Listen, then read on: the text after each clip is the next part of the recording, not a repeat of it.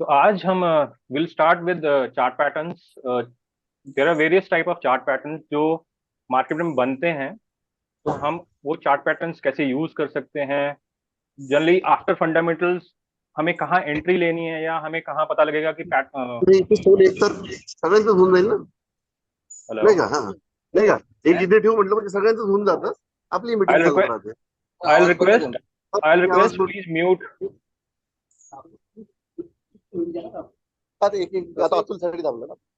ये जो अतुल आला ओप्पो की से लॉग इन किए हैं प्लीज म्यूट करेंगे। क्या हुआ? हाँ। तो चार्ट पैटर्न समझने से पहले कुछ टर्मिनोलॉजी है जो बेसिकली हमें समझ आनी चाहिए, कि उसके बाद हम समझ पाएंगे कि चार्ट पैटर्न्स में हम उसको कैसे यूज कर सकते हैं और चार्ट पैटर्न का मतलब क्या है। टर्मिनोलॉजी बेसिकली जैसे price action, support, resistance, trend line, में एक एक करके सब कुछ समझाऊंगा। एक बार मैं गो थ्रू करवा देता हूँ। Pull back, retracement, entry, exit, stop loss, target, trail, SL, time frame, risk reward and liquidity. अगर हम प्राइस एक्शन से स्टार्ट करते हैं तो what is price action? Price action as such जैसे नाम बता रहा है। जस्ट अ मिनट, मैं अपना लॉग इन कर लेता हूँ।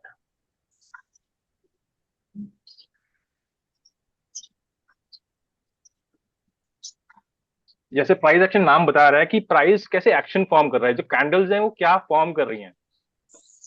फॉर एग्जाम्पल, मार्केट कभी भी स्ट्रेट लाइन में मूव नहीं करता है, ना ही स्ट्रेट लाइन में फॉल करता है।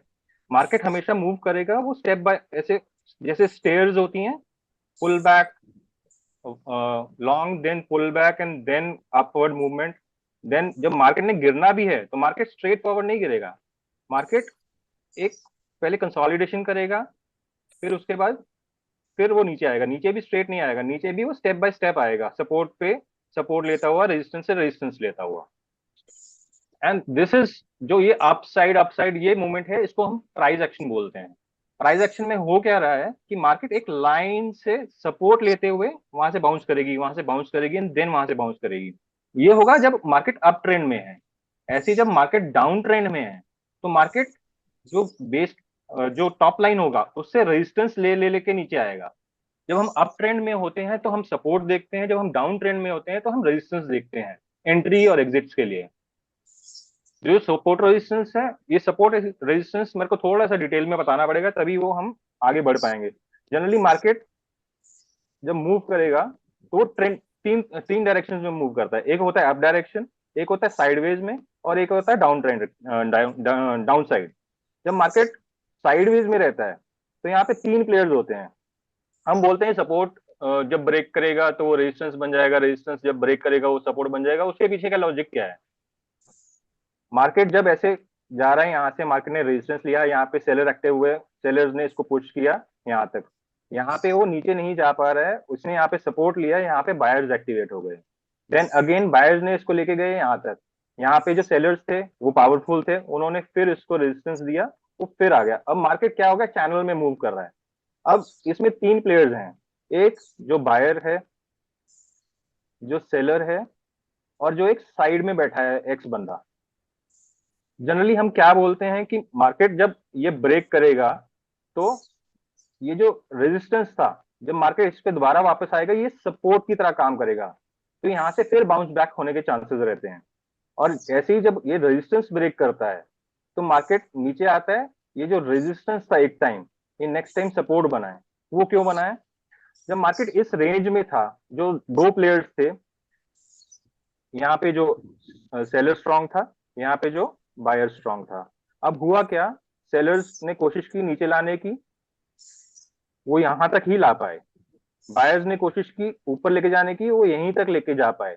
अब जब तीसरा बंदा साइड में बैठा है, वो इसमें एंट्री नहीं कर रहा है। लेकिन जब ये नीचे गिरा, इसने इसको ब्रेक किया, तो जो बायर था, वो बायर ने देख लिया कि मेरे को लॉस हो रहा है, तो वो क्या करेगा, वो एग्जिट करने की कोशिश करेगा। लेकिन वो क्या करेगा, यहाँ पे उसको लॉस ज्यादा हो रहा है, तो वो क्या करेगा, मार्केट थोड़ा सा ऊपर जाएगा, अपना लॉस कम करेगा, तो वो एग्जिट करेगा। तो वो जो एग्जिट करेगा, जो बायर है, जब एग्जिट करेगा तो वो क्या बनेगा, सेलर। क्योंकि बायर जब कोई चीज एग्जिट करेगा, तो बायर जब सेल करेगा तभी एग्जिट करेगा। तो यहाँ पे ऑलरेडी जो सेलर्स इसको नीचे लेके आए थे वो, प्लस ये जो सेलर ये, और यहाँ पे जो तीसरा बंदा था एक्स, वो भी इसको ऐड कर लेगा। तो ये क्या होगा, सेलर्स के जोर में आ जाएगा। तो इसीलिए मार्केट जो ये सपोर्ट था इसको रेजिस्टेंस की तरह काम कर रहा है। सेम थिंग हैपेंस ऊपर की साइड में। आई होप यहां तक किसी को समझ आ रहा है कि थोड़ा कंफ्यूजन हो रहा है। बीच बीच में मैं समझ सकता हूं, अगर कोई क्वेश्चन होगा तो बीच में ले सकता हूं, क्योंकि एंड में होगा तो वो बहुत ज्यादा पाइल अप हो जाएगा। तो मैं चार्ट बाय चार्ट जैसे ही वो खत्म करूंगा तो आई वुड रिक्वेस्ट कि अगर कोई कंफ्यूजन है, क्योंकि ये बहुत जरूरी है आगे के पैटर्न समझने के लिए, अगर बीच में किसी को क्वेश्चन होगा तो वो पूछ सकता है। आई होप कि सपोर्ट एंड रेजिस्टेंस समझ आया, सपोर्ट रेजिस्टेंस क्यों बन जाएगा और रेजिस्टेंस सपोर्ट क्यों बन जाएगा। ये हो गया। और सॉरी। सर जेव्हा त्यांना सांगा साईड जेव्हा साईडवे कन्सॉलिडेटेड मार्केट होते ना, हाँ जी। त्याच्यानंतर ब्रेकआउट देतो ना हाँ जी। मोठ्या व्हॉल्यूम मध्ये, तेव्हा तेव्हा त्याची परत दुसरी चाल सुरू होणार असं त्यांना एक एग्जैक्टली समज. बिल्कुल बिल्कुल सही, बिल्कुल सही। आप वो कह रहे हैं कि वो कंसोलिडेशन के बाद जब मूव करेगा तो वो डायरेक्शनल मूव करेगा। 3 फेजेस में जैसे मैंने बताया, एक वो अप मूव कर रहा है उस टाइम तो वो अप मूव कर ही रहा है। तो जब वो साइड में साइडवेज मूव करेगा उसके बाद वो डिफाइन करेगा उसका नेक्स्ट मूव क्या रहता है। तो ये तो हो गया एक हॉरिजॉन्टल सपोर्ट रेजिस्टेंस जो हमने अभी देखा। द सेकेंड होगा डायनेमिक सपोर्ट रेजिस्टेंस, जो ऐसा रहेगा। ये तब रहेगा जब मार्केट कंसोलिडेशन फेज में है। ये तब रहेगा जब मार्केट ट्रेंडिंग फेज में है। तो मार्केट ये वाली लाइन से सपोर्ट लेगा और ये वाली लाइन से रेजिस्टेंस लेगा। जैसे यहां से रेजिस्टेंस ले रहा था और यहां से सपोर्ट ले रहा था। तो दो तरह के सपोर्ट रेजिस्टेंस होते हैं, dynamic and horizontal. Price action समझ आ गया, सपोर्ट रेजिस्टेंस समझ आ गया, ट्रेंड लाइन बता दिया है जो जिस डायरेक्शन में मार्केट सपोज ऐसे मूव कर रहा था। एक मिनट। तो ये जिस लाइन को फॉलो कर रहा था वो एक ट्रेंड है, वो ट्रेंड लाइन है। ये अपवर्ड ट्रेंड में ये ट्रेंड लाइन हो गई, डाउनवर्ड ट्रेंड में ये ट्रेंड लाइन हो जाएगी जहां से ये रेजिस्टेंस ले लेके नीचे आएगा। पुल बैक क्या होता है, जैसे मार्केट ऊपर जा रहा है तो ये जो रिट्रेस किया या थोड़ा सा पीछे आया, ये इसको पुल बैक बोलेंगे या रिट्रेसमेंट बोलेंगे। ये टर्मिनोलॉजी आगे बहुत काम आएगी, इसलिए मैं इसको अभी एक्सप्लेन कर रहा हूँ। एंट्री एग्जिट क्या रहेगा, एंट्री वो प्राइस रहेगी जहां पे हमने बाय किया। एंट्री, अब एंट्री ये तो है नहीं कि कहीं कहाँ जा रहे हैं हम। एंट्री इज लाइक जिसपे प्राइस पे हमने बाय किया है। एग्जिट वो रहेगा जिसपे हमने सेल किया है। वो बेशक एंट्री में आप एंट्री एग्जिट में बेशक आप प्रॉफिट में हो या लॉस में हो, एंट्री एग्जिट उसको बोला जाएगा। स्टॉप लॉस वो रहेगा जैसे हमने कोई चीज 100 रुपए की ली है तो हम पहले डिफाइन करेंगे कि हम इस पे कितना लॉस लेने को तैयार है। मार्केट में हमेशा पहले अपना लॉस डिफाइन कर लो, बिकॉज लॉस आपके हाथ में है। बाकी जो मार्केट ने देना है, मार्केट तो आपको छप्पड़ फाड़ के दे सकता है, लेकिन आपने मार्केट को कितना देना है आप वो डिफाइन कर लो पहले। तो दैट विल डिफाइन कि आप सक्सेसफुल होने वाले हो कि आप फेलियर होने वाले हो। अगर आपने 100 रुपए पे लिया, आप 20 रुपीज का आप स्टॉप लॉस देने को तैयार हो, तो आप 80 रुपीज पे उसको स्टॉप लॉस कंसिडर करोगे। टारगेट आप इनिशियली 1:2 लीजिए, तो 140 हो गया। 20 रुपीज के स्टॉप लॉस पे आपने 40 रुपीज का प्रॉफिट किया। जनरली 1:2 आप रेशो लेके चलोगे तो आपको 10 में से 4 ट्रेड ही काफी हैं आपको प्रॉफिटेबल बनाने के लिए। आप कैलकुलेशन करके देख लेना उस हिसाब से। 10 में से 4 ट्रेड मीन्स 40% अगर आपका सक्सेस रेशो है तो आप 1:2 रेशो में आप प्रॉफिटेबल रहोगे। ये कहना बहुत आसान है, स्टॉक मार्केट मार्केट ईजी है लेकिन सिंपल नहीं है। बिकॉज जब आप ट्रेड में होते हो तो आप ये सारी चीजें भूल जाते हो। आप 100 रुपए का 10 रुपए, 100 रुपए का 110 होगा, आपको लगेगा यार मैं 10 रुपए के छोड़ू, मैं फटाफट बुक कर लेता हूँ। लेकिन 100 रुपए का जब 80 रुपए आएगा आप बोलोगे यार मैं अपने 20 रुपए तो कवर करूँ, 100 रुपए के 100 रुपए पे आने दे फिर एग्जिट करूंगा।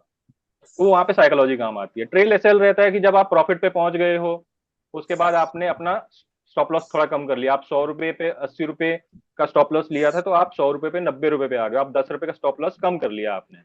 टाइम फ्रेम रहेगा चार्ट्स पे।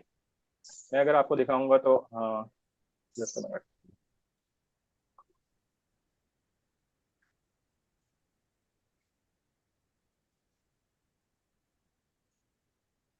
ये डिफरेंट टाइम फ्रेम्स रहेंगे अगर मैं बताऊं।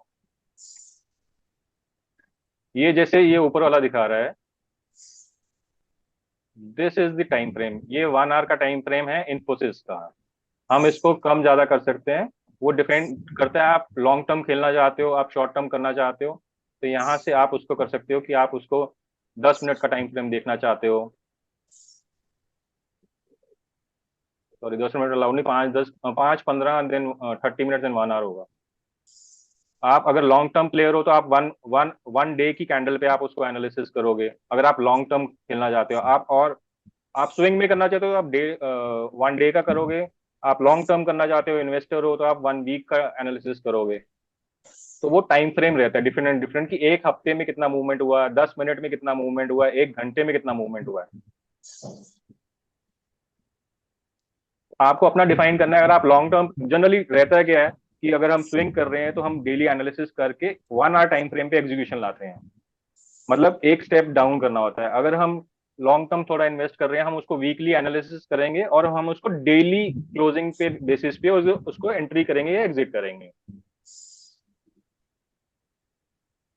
टाइम फ्रेम हो गया। रिस्क रिवॉर्ड मैंने आपको बता दिया, 1:2 मिनिमम आप लेके चलो तो आपको 10 में से 4 ट्रेड ही सक्सेसफुल बना देंगे।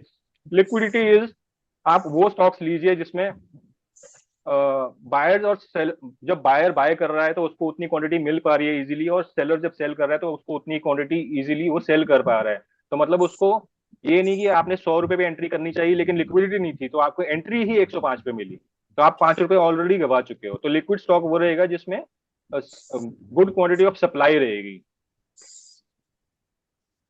And most importantly is psychology. ये ऊपर वाला सब फेल है, नीचे वाला 80% काम आता है। जब आप ट्रेड में होते हो, बाहर बैठ के आप बहुत कुछ कर सकते हो, लेकिन आप जब ट्रेड में होते हो तो 80% ऑफ द टाइम आपको साइकोलॉजी आपको पैसा कमा के देगी। ये बेसिक टर्मिनोलॉजी थी जो अभी तक इसमें आगे काम आएगी। देन वाई पैटर्न्स, हम पैटर्न्स क्यों समझना चाहते हैं, पैटर्न से होगा क्या। फंडामेंटल तो देख लिया मैंने, मेरे को न्यूज भी पता है कि इसमें बहुत कुछ ब्रेकआउट होने वाला है, सब कुछ है। जैसे अब रिसेंटली लास्ट वीक का हम जैसे ग्रुप पे देखेंगे, हमारे ग्रुप पे चर्चा हो रही थी कि टेक्सटाइल इंडस्ट्री में बहुत कुछ होगा, तो सब कुछ अच्छा है। हमने वो भी देखा कि उनके फंडामेंटल्स बहुत अच्छे थे। हमने सीए से पूछा, हमने अमोल भैया से अगर हमने आइडिया लिया कि भैया इसके पैटर्न वो कैसे है, बैलेंस शीट बड़ी अच्छी है, सब कुछ अच्छा है, एंट्री मारो। एंट्री कहाँ मारे, तो वहां पे पैटर्न्स काम आएंगे। तो इट्स नॉट अ पोस्टमार्टम।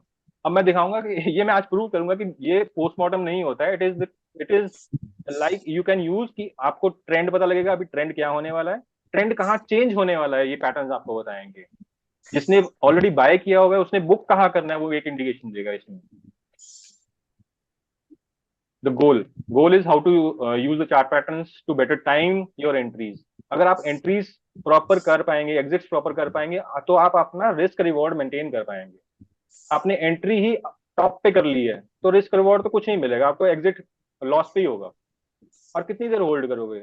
अगर मैं एज ए इंडिविजुअल बात करूं, आप HNIs की या FIIs VIs की बात नहीं करेंगे क्योंकि वो बहुत बड़े, वो बहुत होल्ड कर सकते हैं, बहुत लॉसेस देख सकते हैं। मैं एज अगर रिटेलर की बात करूं तो मैं सपोज मैं 1 लाख रुपए से एंट्री कर रहा हूं, तो मैं मार्केट में बोला जाता है 1-2% का लॉस लेना चाहिए, तो मैं 1-2 हजार का लॉस देने के बाद मैं एग्जिट कर जाऊंगा। लेकिन अगर मैंने एंट्री ही ऊपर मारी हुई तो 1-2 हजार का लॉस तो मिनट नहीं लगेगा, 1-2 दिन नहीं लगेंगे, और प्रॉफिट मेरे को पता नहीं कब होगा। तो वहां पे चार्ट काम आएंगे। How how the chart pattern predicts कि मार्केट का टर्निंग पॉइंट क्या होने वाला है, आपने कहाँ बुकिंग करनी है अगर आपने बाय कर रखा है, आपने कहाँ नई पोजीशन बनाई है अगर आप एंट्री करना चाहते हैं, मार्केट कहाँ से रिवर्स होगा। देन चार्ट पैटर्न स्ट्रैटेजीज, ये स्ट्रैटेजीज तो हम चार्ट्स पे देखेंगे कि profit bull and bear market दोनों में हो सकता है। जो इन्वेस्टर है वो बुल मार्केट में ही प्रॉफिट कमा पाएगा, लेकिन जो ट्रेडर है या इन्वेस्टर अगर in the form of F&O कर रहा है तो वो बेयर मार्केट में भी कमा पाएगा। तो आपको लेकिन वो पता होना चाहिए आपने कहाँ शॉर्ट करना है मार्केट को। It should not be based on कि न्यूज में क्या आ रहा है या क्या कुछ हो रहा है। चार्ट आपको पहले हिंट दे देगा, मैंने आज तक ये देखा है। Types of chart patterns, reversal chart pattern का मतलब ये रहेगा कि मार्केट अगर बुल ट्रेंड में है तो वो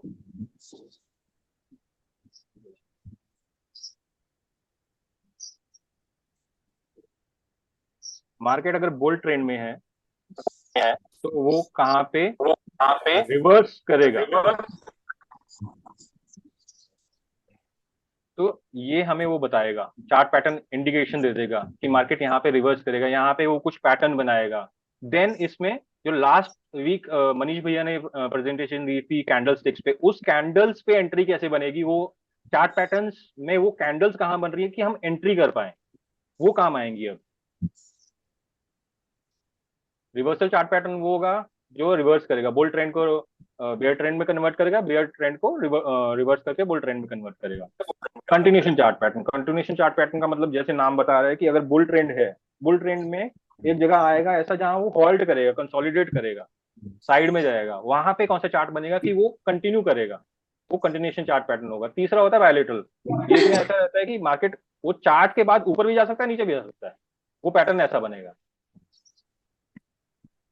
पहले हम रिवर्सल चार्ट पैटर्न देखेंगे। रिवर्सल चार्ट पैटर्न जैसे बताया है कि रिवर्स करेगा market, as I was telling कि मार्केट ऐसे मूव करेगा। अब मार्केट ने यहाँ पे ये एक हायर लो बनाया है, ये हायर हाई बनाया है, मार्केट अप ट्रेंड में है। अब मार्केट ने यहाँ पे एक लो तो बनाया, लेकिन जो नेक्स्ट हाई बनाया वो इसको नहीं क्रॉस कर पाया, पिछले हाई को। और मार्केट ने क्या किया, पिछला जो लो था उसको भी ब्रेक कर दिया। तो ये क्या हुआ, ये डबल टॉप हो गया। तो ये डबल टॉप से मार्केट ने रिवर्स किया। अब एंट्री क्या करेंगे हम, यहाँ पे भी कर सकते हैं, या मार्केट जैसे मैंने बताया था सपोर्ट ब्रेक करके रेजिस्टेंस बनाएगा। तो जब ये रेजिस्टेंस दोबारा बनाएगा यहाँ पे, तो भी हम एंट्री कर सकते हैं। यहाँ पे जैसे सुनील जी ने बताया कि लंबा ट्रेंड फॉलो होगा, तो यहाँ पे हमें स्टॉप लॉस छोटा मिल जाएगा और हमें जो प्रॉफिट है वो बड़ा मिल जाएगा। तो हम इसको आगे चार्ट पैटर्न में बताता हूँ जो जिसकी मैं बात कर रहा हूँ। सर डबल टॉप बोलते। सर यस, पहिला ते परत ग्राफ हे करा त्याला, की जो त्याचा बॉटम आहे ना आपला, हाँ जी, परत तुम्ही ते स्केल करा ना, मग आपण त्यांना लोकांना सगळं समजावून सांगू बरोबर। म्हणजे आपला जो पहिला टॉप मारला ना, म्हणजे डबल टॉप झाल्यानंतर जो सपोर्ट आहे ना हम्म खालचा, हम्म त्याचा आधीचा जो टॉप आहे ना आणि तो सपोर्ट, हम्म तो क्रुशियल असतो, कळलं ना? हाँ, तो ये हा, म्हणजे तो जर एकदा ड्रॉप झाला, खाली आला ना, तर तुम्ही हाँ, बघायचे नाही। सॉरी, म्हणजे आता डबल टॉप मारला, हाँ जी, डबल टॉप मारल्यानंतर परत खाली आलं स्टॉक, हम्म, एक पहिला जो त्या स्टॉकचा पहिला जो सपोर्ट होता ना, ये वाला, ये हाँ हाँ ये सपोर्ट था ना। हाँ हाँ, हाँ वो तोड़ने के बाद, वो टूटने हाँ, के बाद कोई भी स्टॉक होल्ड नहीं करने का, जो ट्रेडर है वो। हाँ वो वो आप उसका एग्जीक्यूशन स्ट्रैटेजी बता रहे हो। पहले हम एक बार हाँ चार्ट समझ लेते हैं, फिर हाँ, सुनील ठीक जी है। जब हम चार्ट पे जाएंगे ना, हम वहां पे प्रैक्टिकली ढूंढेंगे। ओके सर, हम उसको ना हम उसको रिप्ले करके ढूंढने की कोशिश करेंगे कि हम कहाँ एंट्री कर सकते हैं, कहाँ एग्जिट करेंगे। आपका पॉइंट बिल्कुल वैलिड है कि कहाँ पे अपने को। अब सुनील जी यहाँ पे पता है कि प्रॉब्लम क्या होगी, इसमें ट्रिपल टॉप भी बन सकता है नहीं ट्रिपल टॉप कभी बनेगा मालूम है, जब अगर यहाँ ये से ब्रेक नहीं करेगा। हाँ, यहाँ से, हाँ ये ब्रेक नहीं करेगा तो यहाँ से घूमेगा। हाँ तो एक ट्रिपल टॉप भी होता है, तो डबल टॉप के बाद ट्रिपल टॉप। अब हाँ, इसमें ये रहता है कि इसको ये ब्रेक करना चाहिए और कैंडल इसके नीचे क्लोज करना चाहिए। तो बस बस जनरली जो जो जो हमारे exactly। ट्रेडर्स हैं जो लॉन्ग किए हुए थे, जो बाय करके रखे थे, तो इसके बाद ideally you should book your profit. इसके बाद आपने वेट नहीं करना चाहिए कि यार ये और निकल जाएगा, वो निकलेगा तो आपको हिंट देगा। एग्जैक्ट, ठीक थैंक यू है, थैंक यू। ठीक है, ओके। ये हो गया डबल टॉप। एंड सेम ये आ गया बेरिश से, जब चार्ट बुलिश से रिवर्स हुआ बेरिश में, ये तब बनेगा डबल टॉप। इसका ये उल्टा होगा, डबल बॉटम बनेगा। ये एम बनाया है मैकडोनल्ड्स का, वो डब्ल्यू बनाएगा विंबलडन का। तो इसमें भी ऐसा ही हुआ है कि आपको इसने जो लो बनाया था पिछला, एक लो बनाया, उसके बाद दूसरा लो नहीं तोड़ पाया, लेकिन जो पिछला हाई बनाया था जहां से रेजिस्टेंस लिया था उसको इसने ब्रेक कर दिया। तो जो यहाँ पे बंदा शॉर्ट में था, या अगर किसी को नई पोजीशन बनानी है तो यहाँ पे वो एंट्री कर सकता है, या अगर कोई शॉर्ट में था तो यहाँ पे वो अपनी पोजीशन स्क्वायर ऑफ कर सकता है।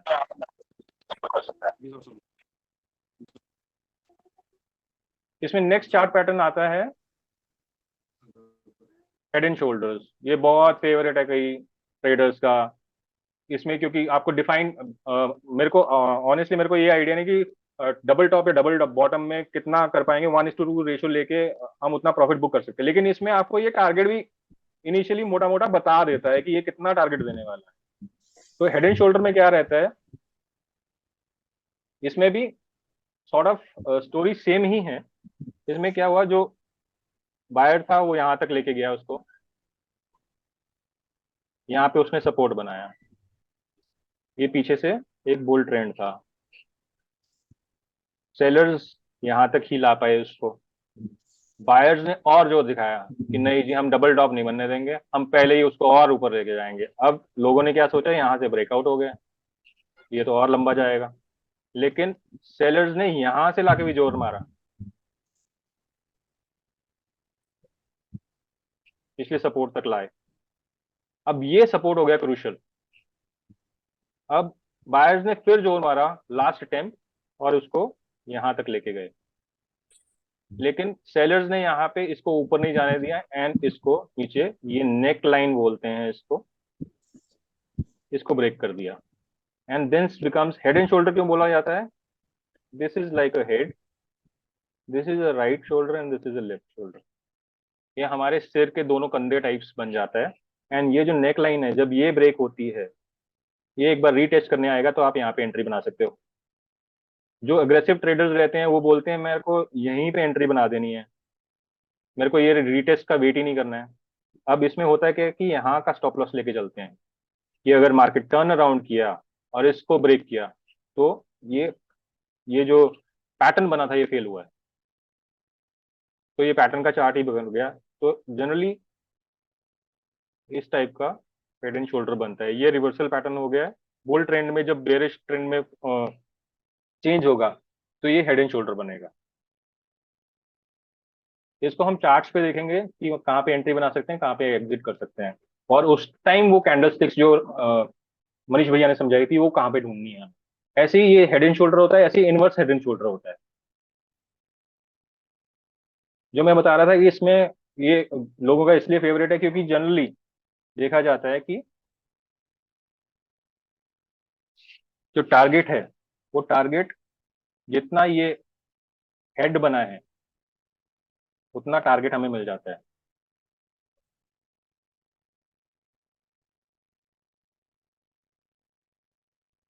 जितना ये हेड बना है उतना हमें ऊपर टारगेट मिल जाता है। ऐसे ही जब वो रिवर्सल ट्रेंड जब रिवर्स में हुआ था, जब उसने हेड एंड शोल्डर ये बनाया था, तो वो जनरली जितनी हाइट का हेड रहता है उतनी हाइट से वो नीचे जाता है, मतलब आपको इतना टारगेट दे देता है। ये चार्ट्स पे हम देखेंगे तो आपको समझ आएगा, मतलब टेंटेटिव रहता है, देर इज नथिंग कि मार्केट में ये होना ही होना है, मार्केट सरप्राइज भी दे देती है। ये रहा हेड एंड शोल्डर्स। अब हम कंटिन्यूशन चार्ट पैटर्न देखेंगे। कंटिन्यूशन चार्ट पैटर्न वैसे था जैसे मार्केट बुल ट्रेंड में है तो वो आगे कैसे कंटिन्यू करेगा। तो इसमें मेनली जो आता है कप एंड हैंडल टाइप आता है, which is like bullish continuation chart pattern.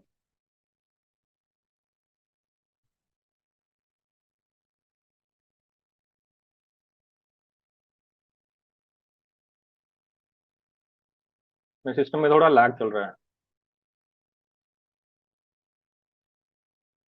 It is like यहाँ पे रेजिस्टेंस लिया,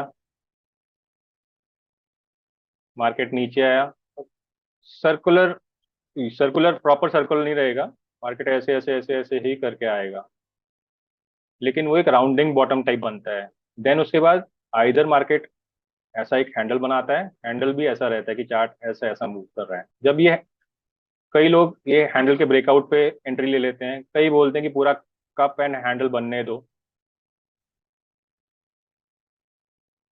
तब मैं एंट्री लूंगा इसके ब्रेकआउट से। ये कंटिन्यूशन चार्ट पैटर्न है। मार्केट बुल में था, कप एंड हैंडल बनाया, फिर बुल ट्रेंड में चले गया। इसकी एंट्रीज वगैरह कहाँ होंगी वो हम एक बार अगर चार्ट में कोई मिल रहा है तो हम वहाँ पे देखते हैं। जैसे cup and handle bullish continuation chart pattern है, वैसे इनवर्स कप एंड हैंडल रहता है जो बेरिश कंटिन्यूएशन चार्ट पैटर्न रहता है। मार्केट बेयर ट्रेंड में थी, बुल्स ज्यादा ऊपर नहीं लेके जा पाए, बुल बेयर्स यहाँ तक लेके आए, बुल्स ने दोबारा ट्राई किया, बुल्स ने एक छोटा राउंडिंग बॉटम पे राउंडिंग टॉप पैटर्न बनाया, तो ये इनवर्स कप बन गया है। ये कप बना है, ये उसका हैंडल है। Next is ascending triangle.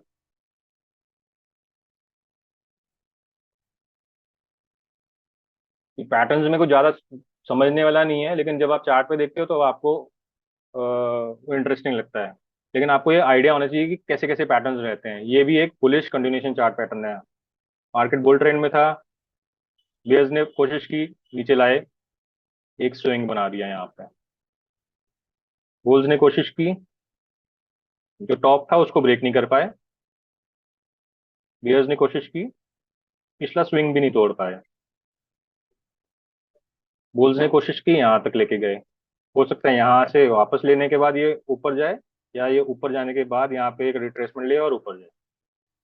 तो ये जो नेक लाइन थी इसमें भी, ये जब ब्रेक हुई तब यहाँ पे एंट्री हुई, लास्ट स्विंग का स्टॉप लॉस लगा, और टारगेट 1:2 लेके आप एग्जीक्यूट कर सकते हो। जैसे असेंडिंग ट्रायंगल पैटर्न बुल इसमें है, वैसे एक डिसेंडिंग ट्रायंगल पैटर्न रहता है बेरिश ट्रेंड फॉलोइंग में। Next is flag, bullish flag. Bullish flag is, ये एक और बहुत common and most loved one है ट्रेडर्स और इन्वेस्टर्स के लिए। इसमें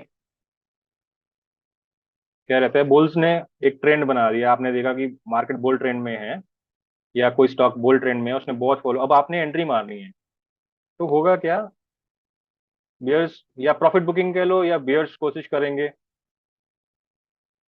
तो वो एक ऐसा टाइप ऑफ पैटर्न बनाएंगे जो एक चैनल बन जाएगा। अब इसमें भी ये नहीं है कि ये चैनल यहाँ तक ले आए। एक एक हेल्दी रिट्रेसमेंट नाम की चीज होती है, जिसमें if the stock which has given a bull trend and वो एक 0.32 लेवल तक या 0.5 तक आता है या 0.6 तक आता है, तो लास्ट सेगमेंट हम बोलते हैं, यहाँ तक रिट्रेस किया, उसके बाद अप मूव किया, तो हमें लगता है कि हेल्दी रिट्रेसमेंट है। लेकिन ये वो पूरा उसके बॉटम तक आ गया, तो I personally don't feel like entering it. एक हेल्दी रिट्रेसमेंट ये रहती है कि इसमें बुल्स का पलड़ा भारी है, और वो इसको यहाँ पे ब्रेकआउट दे के इसको और नेक्स्ट ट्रेंड तक लेके जाएंगे। इसमें भी टारगेट क्या रहता है, जितना ये फ्लैग पोल एंड फ्लैग का पोल रहता है, जनरली यहाँ से लेके वहां तक का टारगेट लिया जा सकता है। ये भी हम देखते हैं कुछ चार्ट्स में, अगर हमें मिलेगा तो हम उसको बैक टेस्टिंग करेंगे। जैसे बुल फ्लैग, बुलिश फ्लैग रहता है, वैसे ही एक बेरिश फ्लैग रहता है।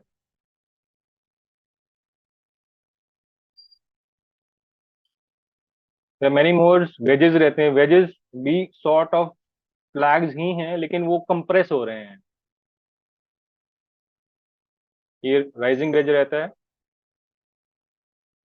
ये फॉलिंग वेज रहता है। वेज इज लाइक वेज कैसे, जैसे ऑरेंज की एक स्लाइस रहती है, अंदर कोई थोड़ा कट बाहर से चौड़ा थोड़ा सा, ये फॉलिंग है क्योंकि ये नीचे को बन रहा है, ऐसे गिरता हुआ बन रहा है। ये राइजिंग बन रहा है, ये ऊपर को बन रहा है। तो ये एक कंटिन्यूशन चार्ट पैटर्न है। सिमेट्रिकल ट्रायंगल्स रहते हैं, जो जैसे मैं बोल रहा था कि ये किधर को भी जा सकते हैं। तो ये अगर ऊपर को ब्रेक किया तो ये कंटिन्यू कर देगा, अगर ये नीचे को ब्रेक किया तो ये रिवर्स कर देगा। एक मोस्ट इंपॉर्टेंट पैटर्न नहीं बोलूंगा, लेकिन वो अंडर वैल्यूड है, विच इज कंसोलिडेशन। एक कंसोलिडेशन आपको किसी स्टॉक्स में दिखे और आपको एंट्री करनी है, और वो बेस पे बन रहा है, तो ये बहुत अच्छा टारगेट देता है आपको। लोग जनरली इसमें बोर हो जाते हैं, लेकिन इसमें वो सपोर्ट रेजिस्टेंस वाला फॉर्मूला काम आता है। जब अगर ये ब्रेकआउट देगा ऊपर को, तो इसमें जो सेलर्स थे, बिकॉज उनको अपनी पोजीशन स्क्वायर ऑफ करनी है, तो वो भी बायर्स बन जाएंगे। जो बायर्स थे वो तो बायर्स हैं ही, जो बंदा एक्स बंदा बाहर बैठा था मेरे जैसा, वो भी यहाँ पे देखेगा कि अब ट्रेंड कंटिन्यूशन होने वाला है, तो ये अच्छा कंसोलिडेशन के बाद ये अच्छा टारगेट देने वाला है।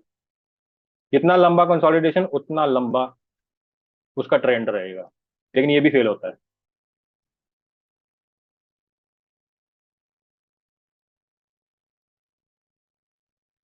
चार्ट पैटर्न में इतने थे, और भी चार्ट हैं, लेकिन जो मेजरली जैसे डबल बॉटम है उसमें ट्रिपल बॉटम भी बनता है, डबल टॉप है उसमें ट्रिपल टॉप भी बनता है, तो मतलब उसका ही मॉडिफिकेशन है। अब इसमें हम मैंने कोशिश की थी कि मेरे को कुछ चार्ट्स मिल जाएं तो मैं आपको दिखा दूं कुछ।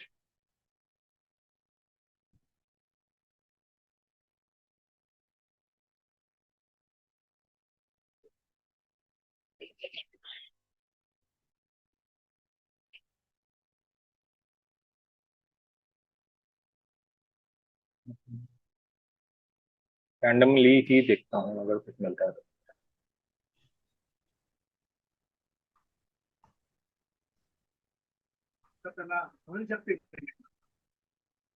ये रिलायंस में एक सिमेट्रिकल ट्रायंगल बना था थोड़े दिन पहले, लेकिन ये फेल हुआ।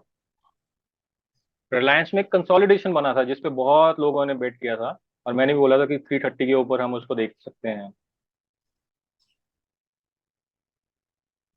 ये इस रेंज में काफी दिन मूव किया था, इसने यहाँ पे ब्रेकआउट दिया था, तभी यहाँ पे इंपॉर्टेंस आ जाती है रीटेस्ट की। इसने ब्रेकआउट दिया लेकिन इसने वापस आकर रीटेस्ट नहीं किया उस सपोर्ट को।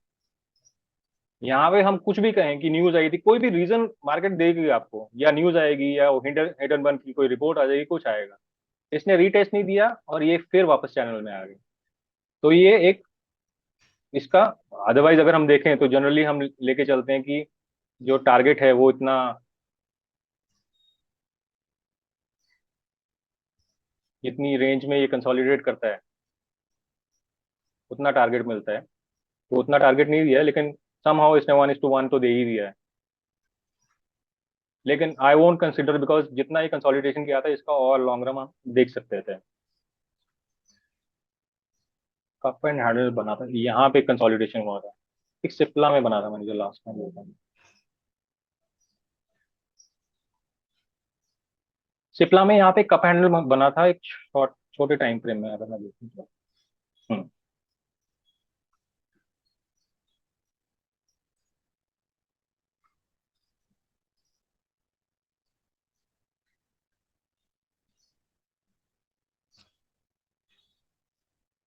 मार्केट ने इसको ब्रेक डाउन दिया, बेयर्स इसको यहाँ तक ला पाए, मार्केट ने ब्रेक डाउन को रिटेस्ट किया, लोगों ने सोचा इसका डाउन ट्रेंड फॉलो स्टार्ट हो गया, लेकिन बेयर इसको ज्यादा नीचे नहीं ले पाए, बुल्स इसको फिर वापस ले गए। You can see a cup and handle sort of formation. अब जैसे मैं बोल रहा था कि जनरली इसका जितना हेड रहता है उतना हमें इसका टारगेट मिल जाता है, तो ये यहाँ पे जो ब्रेकआउट हुआ था उतना उतना टारगेट दे दिया है। अब ये बोलेंगे ये तो हम बाद में देख रहे हैं, चार्ट में तो बहुत कुछ बना सकते हैं, तो हम एक आधा चार्ट ऐसा भी लेंगे जिसका हम बैक टेस्ट कर पाएंगे। लेकिन फिर भी मैं आपको एक बार दिखाता हूँ कि चार्ट्स बनते हैं। यहाँ पे एम का फेलियर हुआ था, ये बना ही नहीं था इसलिए मैं फेलियर नहीं बोलूंगा। यहाँ पे बुल ट्रेंड था, हम रिवर्सल ढूंढ रहे थे, यहाँ से रेजिस्टेंस लिया, नीचे आया, सपोर्ट लिया, रेजिस्टेंस लिया। अगर ये इसके नीचे आके कैंडल क्लोज करता है, जैसे सुनील जी बोल रहे थे कि यहाँ पे हमें एग्जिट मार देना है, लेकिन यहाँ पे कैंडल क्लोज नहीं हुआ, जो वर्डिंग थी कैंडल क्लोज होना चाहिए जिस जिस टाइम फ्रेम पे आप एनालिसिस कर रहे हो। ये 1 आवर का टाइम फ्रेम है, 1 आवर का कैंडल अगर इसके नीचे क्लोज होता तो जिस बंदे ने एंट्री बनाई थी वो यहाँ पे एग्जिट कर सकता था, लेकिन ये यहाँ से रिवर्स हुआ, इसने ब्रेकआउट ही दे दिया। और अगर हम देखें तो शायद ये फ्लैग भी बना देगा।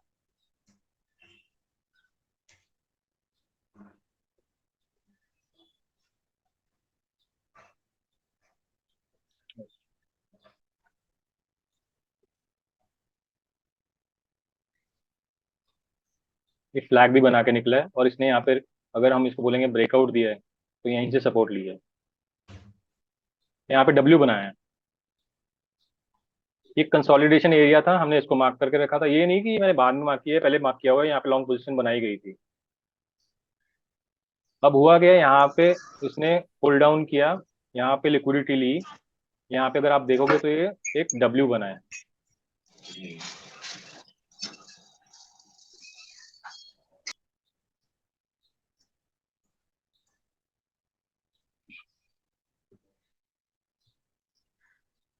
जब आप 1 आवर पे एनालिसिस कर रहे हो, एंट्री या 15 मिनट पे जाके करना। 1 आवर पे एनालिसिस हुआ था, 15 मिनट्स पे हम देखते हैं, एंट्री मिली थी हमें।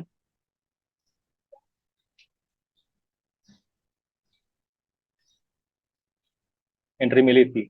एक कैंडलस्टिक पैटर्न जो मनीष भैया ने समझाया था वो भी बना था यहाँ पे, वो दिखाता हूँ मैं आपको।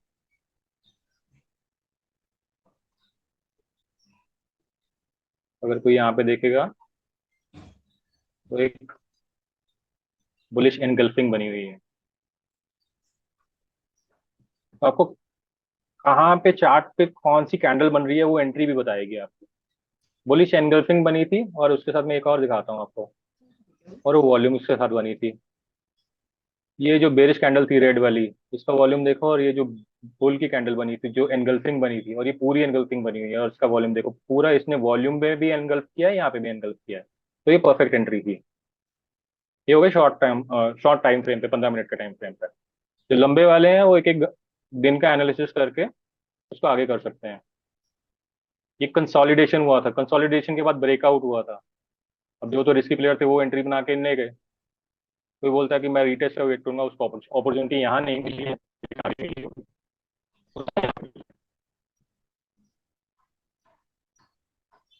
अगर एक बैक टेस्टिंग करनी है तो हम एक बैक टेस्टिंग HCL का लास्ट ईयर से फॉलो कर सकता हूँ मैं, अगर मैं देखता हूँ अगर मेरे को मिले तो।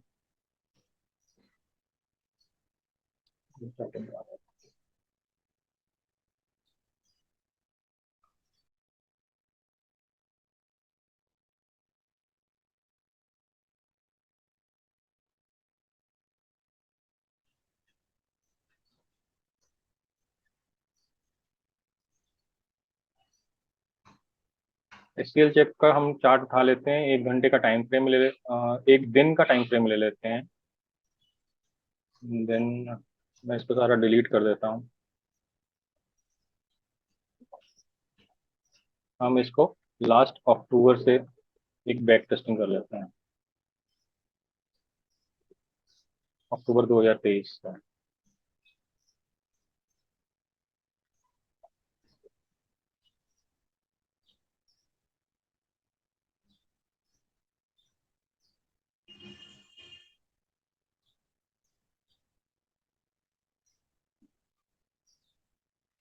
वो चार्ट बनने के बाद तो बड़े चार्ट पैटर्न दिखते हैं। अब इसके आगे हमें पता ही नहीं है कि क्या हुआ हुआ है, तो हम इस पे एनालाइज करने की कोशिश करते हैं। ये मैंने अक्टूबर 2023 के बाद इसका सारा डाटा डिलीट कर दिया, हमें कुछ आइडिया नहीं है कि आगे क्या हुआ हुआ है। तो हम इसको यहाँ से एनालाइज करना शुरू कर देते हैं।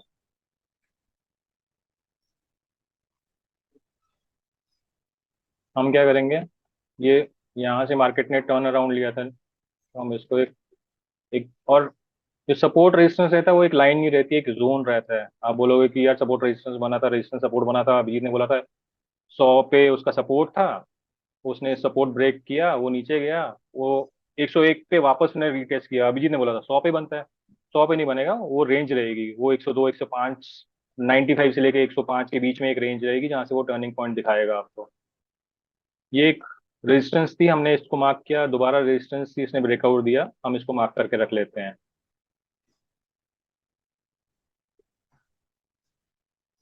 सेकेंडली, यहाँ से भी मार्केट ने टर्न लिया है,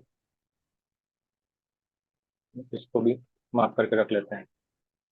अब हम करेंगे क्या, हम कोशिश करेंगे कि ये मार्केट जब यहाँ पे आए तो हम यहाँ पे, बिकॉज ये एक रेजिस्टेंस थी, ये सपोर्ट की तरह काम करेगी, तो हम एक यहाँ पे एंट्री बना के थोड़ा सा टारगेट लेने की कोशिश करेंगे। ये डेली का टाइम फ्रेम है, ये आपको पीछे वाटरमार्क दिखेगा, वो वन वन डे का HCL टेक का। तो मैं इसको प्ले करता हूँ।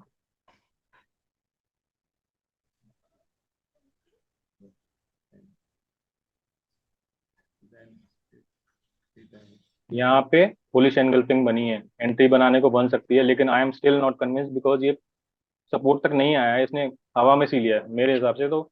और ऊपर भी मेरे को टारगेट 1:1 ही दिख रहा है, तो मैं एंट्री बनाने में थोड़ा अवॉइड करूंगा अभी फिलहाल। एंड सेकेंडली, एक और चीज मेरे को जो दिख रही है इसमें, एक ट्रेंड लाइन भी है।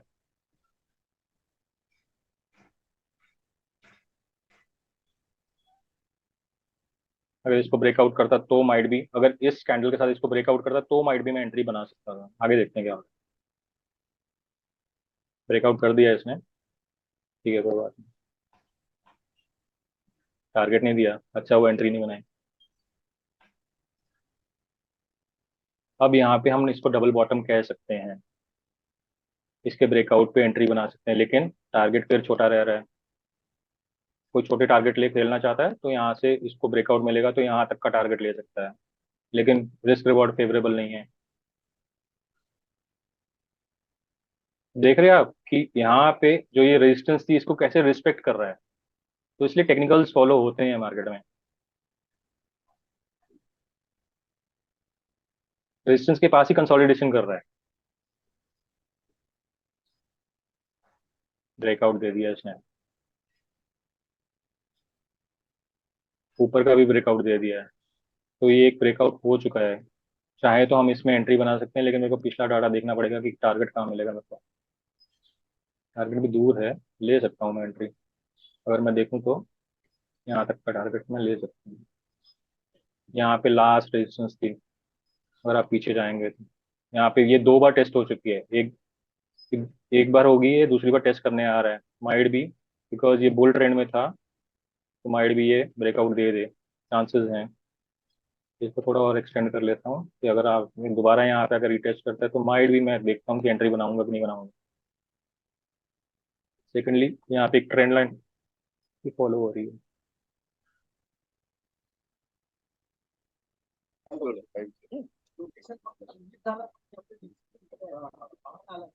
क्या म्हणलं हा?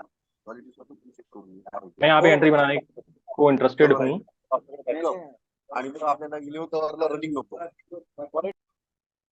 और मैं इसको छोटे टाइम फ्रेम में देख लूंगा, अगर ये 1 डे पे है तो मैं 1 आवर पे जाके इसमें एंट्री बनाने का सोच सकता हूँ।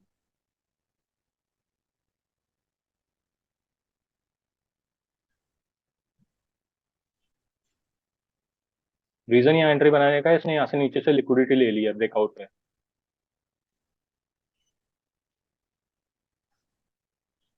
मैं अगर यहाँ पे भी एंट्री बनाता इस जोन के आसपास और यहाँ का टारगेट रखता, तो भी मुझे और ऊपर का टारगेट मिल सकता है। ये 1 आवर पे है, हम फिर वापस डेली पे आते हैं।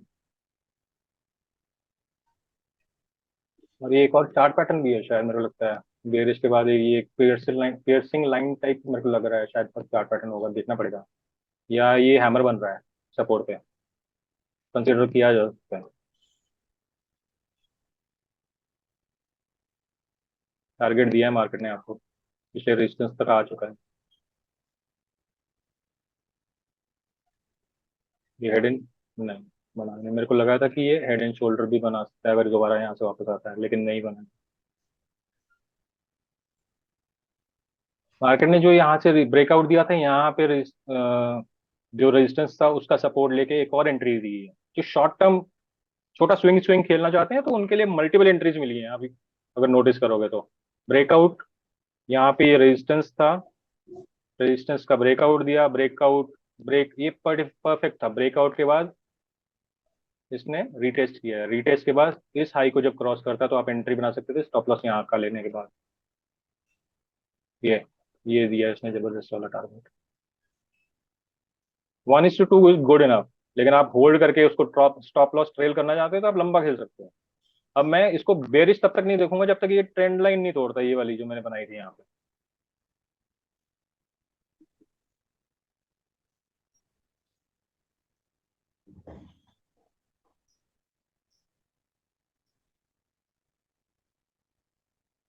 शायद फ्लैग बनाने की कोशिश कर रहा है, अगर देखता हूँ।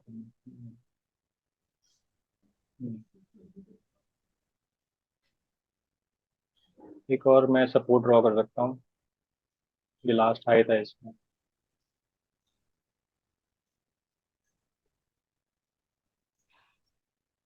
ट्रेंड लाइन भी लंबी कर सकता हूँ।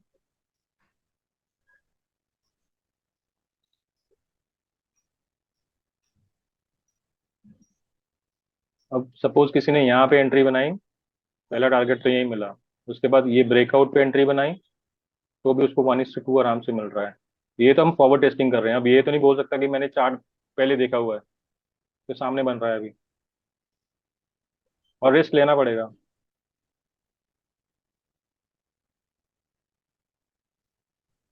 यहाँ पे कंसोलिडेशन कर रहा है, तो मैं एक ये सपोर्ट ड्रॉ कर लेता हूँ।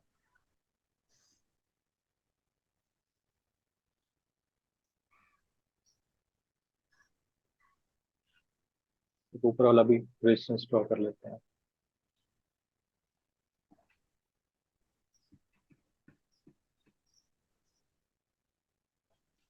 इसने सपोर्ट को ब्रेक किया है, लेकिन नेक्स्ट फॉलो थ्रू कैंडल जो है उसने वापस सपोर्ट के ऊपर आ गई। अब देखता हूँ नेक्स्ट क्या कर रही है। फिलहाल सपोर्ट के ऊपर ही है।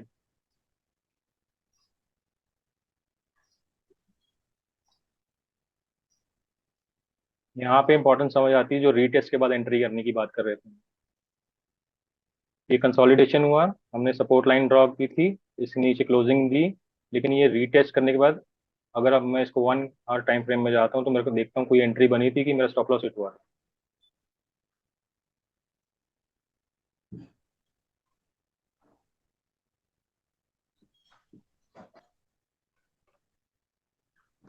ये इसने ब्रेकडाउन दिया था, कैंडल क्लोज किया था।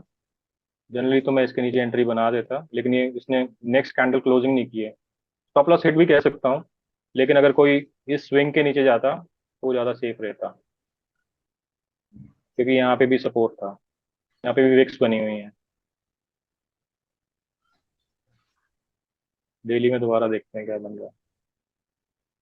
मतलब 2-3 जगह हमें टारगेट मिले हैं, एक जगह स्टॉप लॉस हिट हुआ है। ये ब्रेक डाउन दिया है तो मैं अब इंटरेस्टेड हूँ कि डाउन साइड में मेरे को कोई पैटर्न दिखे। एंट्री नहीं मिली है मेरे को, गैप डाउन हुआ है अगले दिन। अब मार्केट ने क्या किया है, यहाँ पे जो ब्रेकआउट दिया था आप देखेंगे एग्जैक्टली वहीं पे पिन पॉइंट एक इसने सपोर्ट लिया है।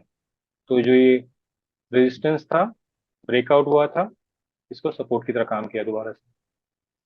ये लाइन मैंने अभी यहाँ पे तो आके बनाई नहीं, यहाँ से बना दी थी।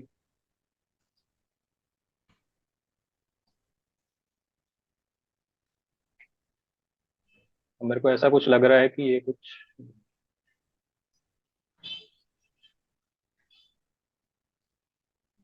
हेड एंड शोल्डर टाइप बनाने की कोशिश कर रहा है, मेरे को ऐसा लग रहा है। बाकी देखता हूँ, लेट मी सी। अगर मैं बोलूंगा तो ये एक जोन था,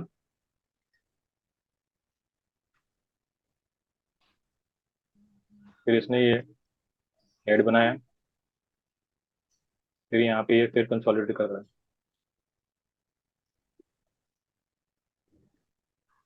अब ये वाला जो सपोर्ट लाइन हमने ड्रॉ की थी ये इंपॉर्टेंट हो जाती है। देखते हैं आगे। ब्रेकडाउन दिया है, मेरे हिसाब से हेड एंड शोल्डर बना है, तो यहाँ पे एंट्री बन सकती है अगर रिटेस्ट करता है तो। 1 आवर के टाइम फ्रेम में एक बार चेक कर लेते हैं, हो सकता है टार को स्टॉप लॉस भी कट हो जाए।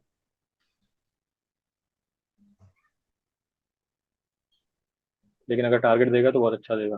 हेड देखो कितना बड़ा है, तो टारगेट कम से कम इस सपोर्ट तक आना चाहिए।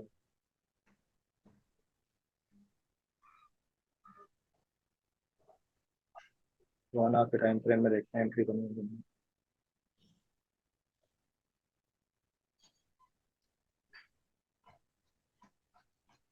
एंट्री बनी है।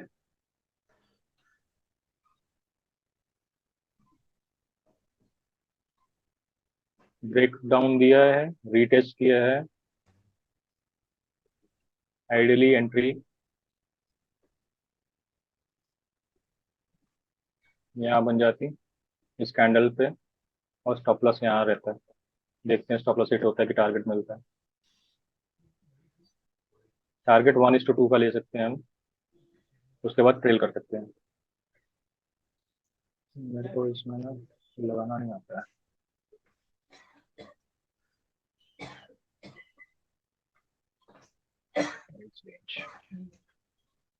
मेरा स्टॉप लॉस रहेगा इतना, 21 पॉइंट का। मेरा टारगेट रहेगा 44 पॉइंट्स का कम से कम।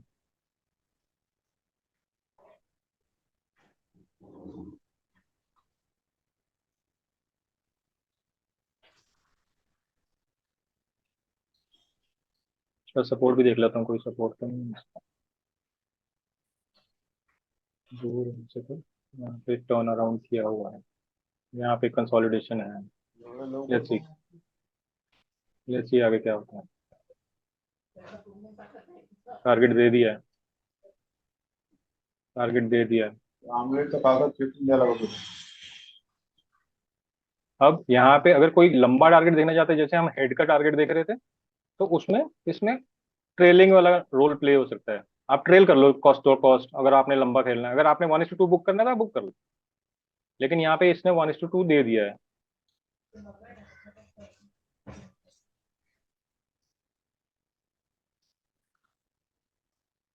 जाएगा वो शायद,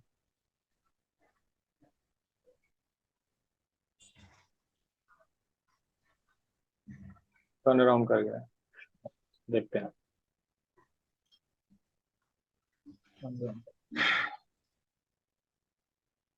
या तो जिसने ट्रेल किया था उसका ट्रेल स्टॉप लॉस हिट हो गया है, या जिसने 1:2 लेना था वो 1:2 ले सकता है।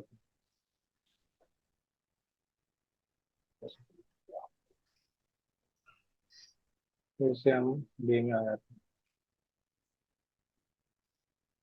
घूमने का भी रीजन था, यहाँ पे कंसोलिडेशन होके वापस गया हुआ है, तो एक जोन है सपोर्ट।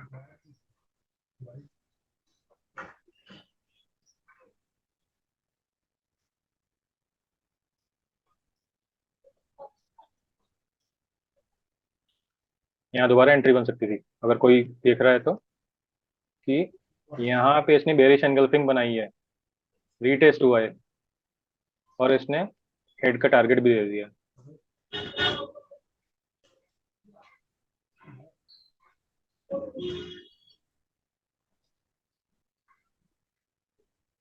दो सौ पॉइंट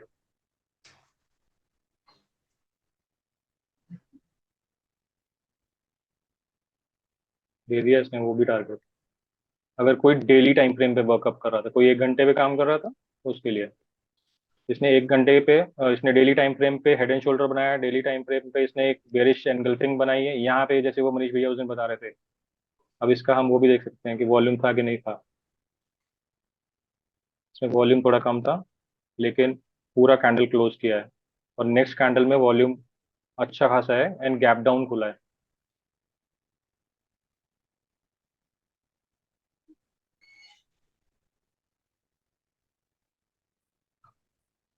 और ये घूम भी वहां से रहा है जहां से हमने ये पिछली एक सपोर्ट बनाई थी। अब ये तब तक बेरिश में कंसिडर करूंगा जब तक ये एक ट्रेंड लाइन फॉलो कर रहा है।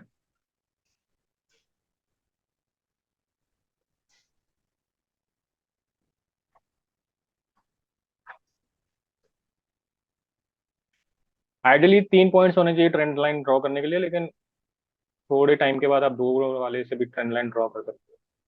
जैसे यहाँ पे 1 2 3 के बाद एक ट्रेंड लाइन बनी थी, मैंने यहाँ पे 2 के बाद ही बना दिया। अगर इसके बाद टर्न अराउंड होगा, क्योंकि मेरे को एंगल ठीक लग रहा है, जनरली एंगल 45 to 60 डिग्री होना चाहिए। पैराबोलिक मूव नहीं होना चाहिए, एकदम सीधा ऊपर गया है तो वो ट्रेंड लाइन नहीं आप ड्रॉ करोगे। एक एंगल पे मूव कर रहा है तो आप वो ट्रेंड लाइन कंसिडर कर सकते हो। देन ग्रेजुअली आपको एक्सपीरियंस के बाद समझ आ जाएगा, और नीचे चले गए। ब्रेकआउट दिया है इसने, ब्रेकआउट रीटेस्ट करेगा तो मैं एंट्री लॉन्ग साइड की करना चाहूंगा।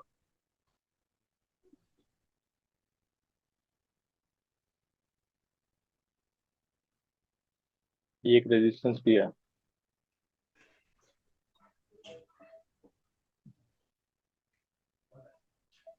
मेरे को यहाँ पे तो एंट्री दी नहीं इसने ट्रेंड लाइन ब्रेक के बाद। यहाँ पे कंसोलिडेशन पे अगर कोई लेना चाहता था तो ये एक बुलिश एनगल्फिंग भी बना हुआ था यहाँ पे, एक सपोर्ट पे आप वो भी देखिए, और कंसोलिडेशन के बाद बना था ये वाला।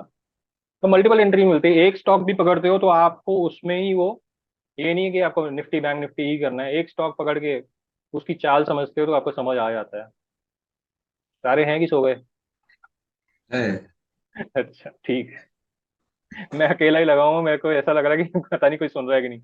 मेरी तरफ से डन है, कोई और बैक टेस्टिंग करनी है तो आप, ट्रेडिंग व्यू थोड़ा चार्जेबल लगता है, तो ये गो चार्टिंग करके है आपको बैक टेस्टिंग वाला, मतलब फ्रंट टेस्टिंग जो भी बोल सकते हो आप, इसलिए मैं बोलता हूँ पोस्टमार्टम नहीं है भाई।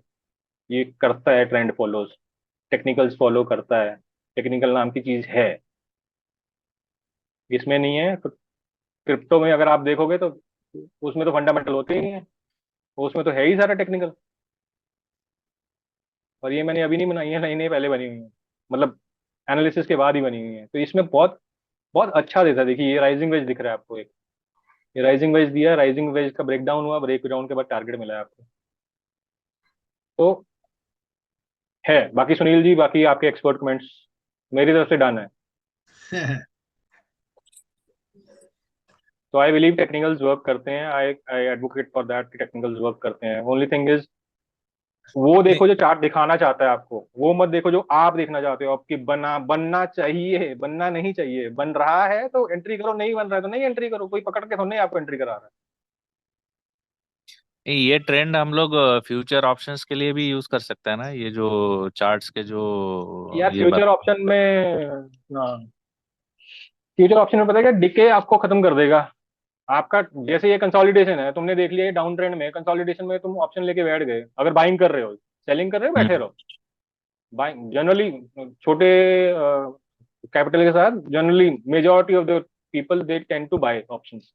हम्म ऑप्शन हम्म पिघलता है, ऑप्शन पिघलता है बर्फ की तरह। बर्फ जैसे रेगिस्तान में पिघलती है, वैसे पिघलता है ऑप्शन। अगर आप हम्म सेल करके बैठे बैठे रहो, ये इतने टाइम में तो खत्म कर देगा वो। हम्म यहाँ बैठा बैठा ही खत्म कर देगा। आप फ्यूचर कर ले, फ्यूचर में टैक्सेस ज्यादा है यार, फिर वो रोना अलग सा है। हम्म। डन है भैया, ओ, मनीष भैया, अमोल भैया, मेरा डन है। आप साहेब ले बोलू का सकते हो जरा? हाँ जी, हाँ जी भैया, सर हा, बोलिए। हा, काय माहितीये, तुम्ही जे नॉलेज दिलं एकदम परफेक्ट आहे आणि तुमचं सुपर फाईन नॉलेज आहे, कळलं ना? Thank you. हा, त्याच्याबद्दल तुम्हाला धन्यवाद. आता जे फ्युचर ऑप्शन जे बोलतायत ना, हम्म। ते म्हणजे ते आगीशी खेळण्याचं काम, कळलं ना? आता ते कोणाला ते सजेस्ट करणं हे चुकीचं आहे, कारण 90%, 98% लोक याच्यामुळे पैसे गमवतात आणि हम्म, 2% लोक पैसे कमवतात. हम्म, त्याच्यामुळे ते आम्ही ग्रुपवरती टाकलेलं आहे बघा, म्हणजे सेबीचा रिपोर्ट आलाय, गेल्या हम्म, वर्षामध्ये 60,000 कोटी लोकांनी फ्युचर ऑप्शन मध्ये पैसे गमवले. हम्म, त्याच्यामुळे मी कोणाला, माझ्याकडनं आहे, कोणी डिपेंड प्रत्येकाच्या रिस्कवरती आहे, मी कोणाला ऍडवाइस करत नाही. आणि ते पैसे आहेत ना, तुम्हाला बनवायचे असतील ना, ते जे लॉंग टर्म मध्ये पैसे बनतात किंवा चांगले स्टॉक घेऊन पैसे बनतात ना, ते त्याच्यात जाऊ नये असा माझा सल्ला आहे. हा प्रत्येकाने घ्यावा ना घ्यावा हा प्रत्येकाचा भाग आहे, पण हे मी लोकांना एक कॉन्शियस म्हणून बोलतोय, बाकी काय माझं म्हणणं नाहीये, कळलं ना? आता दुसरं ते चार्ट त्यांनी सांगितलंय ना, त्याच्यामध्ये एक राउंडिंग बॉटम आहे, हेड अँड शोल्डर आहे. तर हेड अँड शोल्डर मध्ये असं असतं ना, हेड जो असतो ना त्याचा आणि ते हम्म, नेक, हम्म, त्याच्यानंतर तुम्हाला 30% राईज मिळतो. आणि जो शोल्डर असतो तुम्हाला 15% राईज देतो, कळलं ना? आणि ज्या टायमाला हेड अँड शोल्डर जेव्हा खाली उतरतो ना, तर त्याप्रमाणे तुम्हाला वरच्या हेड पासून खालच्या शोल्डर पर्यंत 15% आणि हम्म, शोल्डर पासून हेड पर्यंत, नेक पर्यंत 15%, अशी त्याची नॉर्मली स्टॉकची मुवमेंट असते, कळलं ना? हाँ, त्याच्यामध्ये तुम्ही थोडं ते अभ्यास करून काम करू शकता, कळलं ना? की तुम्हाला कळलं की हेड अँड शोल्डरचा हा पॅटर्न इथे डेव्हलप झालाय. हम्म, तर जर आपण एखादा स्टॉक तुमच्याकडचा हेडमध्ये विकला, हम्म, तो जर शोल्डरला आला तर 15% तुम्हाला तिथे प्रॉफिट मिळालं, हम्म, म्हणजे खालच्या भावाने मिळालं. हम्म, परत हम्म, त्याच्यातून परत खाली आला ना, मग तो नेक लाईनला आल्यानंतर परत तुम्हाला 15% मिळतात. हम्म, आणि त्याच्या नेक लाईन पूर्ण झाली की तो हम्म, त्याचा फॉर्मेशन पूर्ण होते. एक एक झालं हेड अँड शोल्डरचं. दुसरं तुम्ही राउंडिंग बॉटम जेव्हा म्हणता ना, हम्म, राउंडिंग बॉटम हा पॅटर्न आहे ना, जवळजवळ 2 ते 3 वर्ष चालतो. हम्म, कळलं? म्हणजे जो एक स्टॉक जो असतो, जो याच्यामध्ये असतो, पेनिक मध्ये असतो खाली, तो त्याचा राऊंड जेव्हा कप तयार होतो, त्या प्रोसेसला जवळजवळ 2 ते 3 वर्ष लागतात. आणि त्याच्यामध्ये ज्यांनी बॉटमला घेतलेला आहे, तर 3 वर्षानंतर त्याला राईज मिळतो मोठा. आणि हा हिस्ट्री आहे त्याची, राउंडिंग बॉटमची. तेवढा तुमच्याकडे पेशन्स पाहिजे. हम्म, पण हेड अँड शोल्डर किंवा तुमचे फ्लॅग बनणं, फ्लॅग हे नॉर्मली बनतात. आता तुम्ही फ्लॅग जर बघा असेल तर लेटेस्ट फ्लॅग जो बनलेला आहे तो लुपिन मध्ये बनलेला.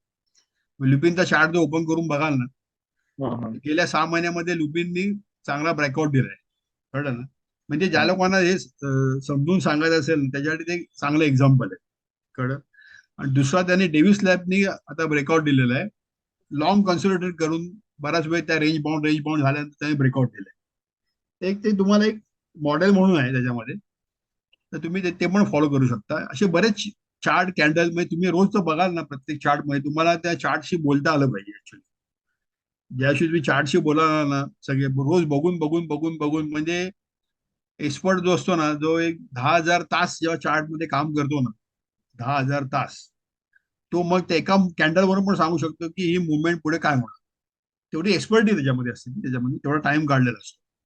तर प्रत्येकाने हे सगळ्या गोष्टी समजून घ्यायला पाहिजे. बेसिक चार्ट म्हणजे काय, ग्राफ असतो, ग्राफ म्हणजे काय की बाबा, जसं महागाईचे इंडेक्स असतं ते मार्केटचं असते, सिम्प्लिफिकेशन. पण पैसे बनवणं म्हणजे आता हे जे कटारमल साहेब बोलतायत ना, ते त्यांनी फुल त्याच्यामध्ये इन्व्हॉल्वमेंट टाकलेली, आणि ती तेवढी टाकणं सगळ्यांना डे टू डे लाईफ मध्ये आहे ना एवढं इझी नसते, कारण माणूस बाकीचे व्यवहार करून सगळं करत असतो. ट्रेडर हा वेगळा असतो, इन्व्हेस्टर हा वेगळा असतो, पण 90% लोक इन्व्हेस्टरच असतात, ट्रेडर फार कमी असतात. तर ट्रेडरचं काम काय, शॉर्ट टर्म मध्ये पैसे बनवणं किंवा परत खाली विकणं. पण ते इन्व्हेस्टर तुम्हाला बनायचं असेल, म्हणजे 90% लोक इन्व्हेस्टर असतात आपल्याकडे, तर त्यांनी फक्त स्टॉक घेताना त्याला कळते की आता याचा बॉटम तयार झालेला आहे, आता मी जर घेतला ना त्याच्या खाली आपल्याला स्टॉक म्हणजे जाऊ शकत नाही, तर आपली जी कॉस्टिंग आहे ती तेवढी कमी होऊ शकते. तर त्यांनी हा जर चार्ट त्याच्यासाठी उपयोग केला ना त्याच्यासाठी खूप फायदेशीर. कळलं का? असे ते बरेच फॉर्मेशन तयार होत असतात मार्केटमध्ये, मिनिटाला, दिवसाला, एका महिन्यामध्ये, 3 महिन्यामध्ये, 6 महिन्यामध्ये वेगवेगळे फॉर्मेशन तयार होतात. त्याच्यावर तुम्हाला ते एक्सपर्टी आल्यानंतर कळते. कळलं ना? पण प्रत्येकाने स्वतःने ठरवायचं की मला याच्यामध्ये माझी भूमिका काय घ्यायची आहे, मला काय करायचं. एवढं माझं सजेशन आहे. बाकी तुमचं चाललेलं आहे बरोबर आहे आणि तुम्ही खूप सुंदरपणे सांगितलेलं आहे. माझं असं तुम्हाला एक सजेशन आहे की परत तुम्ही एकदा हे कधी पण नियर फ्युचरमध्ये असं एक हे ठेवा कार्यक्रम हा तुमचा, म्हणजे काय होईल, लोकांना ना त्याच्यामध्ये इंटरेस्ट तयार होईल आणि ते त्याच्यामध्ये स्टडी करू शकतात. कारण तुम्ही एकदा जर सांगितलं ना तर ही गोष्ट एवढी कळणारी नाही. तर हे तुम्हाला एक सजेशन आहे, जेव्हा तुम्हाला वेळ मिळेल तुमच्या कन्व्हिनियन्स प्रमाणे तुम्ही परत एकदा करा, असं माझं एक तुम्हाला एक सजेशन श्योर सर, श्योर, पक्का। आहे. और बाकी ये रहता है कि हर एक चार्ट पैटर्न का ना अपना एक चाल है। बैंक निफ्टी अलग चलेगा, निफ्टी अलग चलेगा, इन्फी अलग चलेगा, विप्रो अलग चलेगा। आईटी सेक्टर में अगर आप इन्फी देखोगे, इन्फी का चार्ट अलग मूव करेगा, विप्रो का अलग मूव करेगा। आप बोलोगे उसमें ये पैटर्न बना था, उसमें ये काम करेगा, नहीं। तो आपको हर एक को एक एक को पकड़ना पड़ेगा। आप बोलोगे यार इतने कैसे पकड़ सकता हूँ, आइडेंटिफाई ओनली 5-10 उनके चार्ट, डेली देखो या वीकली देख लो, और फिर आपको उसकी चाल पता लगेगी। हर एक आपके फ्रेंड्स हैं, आपको पता है यार इसको ये पसंद है, इसको ये पसंद नहीं है, वैसे ही चार्ट हैं। हर एक कंपनी का चार्ट अपना बिहेव करता है और उसका पैटर्न आपको समझ आएगा।